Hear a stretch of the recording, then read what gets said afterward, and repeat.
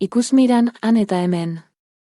Mont Saint-Michel Frantziako Normandiako Couesnon ibaiaren estuarioko uharte harritsu txiki baten gainean eraikitako herria da, izen bereko abadiaren inguruan. Badiako marea ikusgarriek 14,5 metroko altueraraino, egunean bitan, asko lagundu zuten mendia gotorleku mendera ezin bihurtzen. Mendez mende, itsasbeheran baino ezin zen lehorretik iritsi, eta itsasgoran, itsasotik.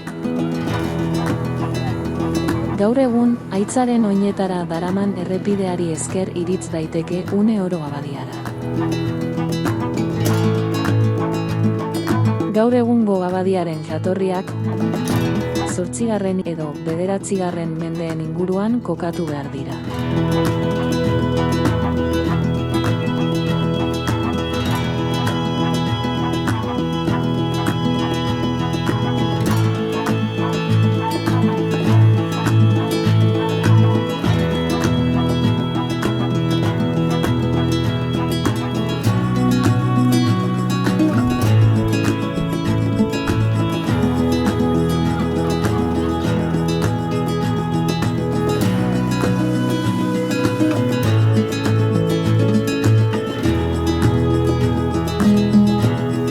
Eta 1976an, Normandiako dukeak eskatuta, beneditarren komunitate bat ezarri zen bertan.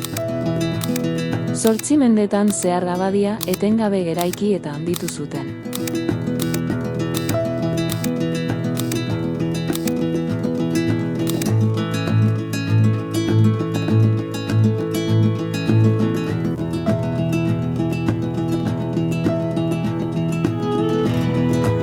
Gaur egun urtean 3 milioi bisitari baino gehiago izaten ditu. Heren bat bakarrik joaten da abadiara. Bisitaren bataz besteko denbora 2 edo 3 ordukoa da, eta udan zehar, egunero, 20.000 bisitari izaten ditu.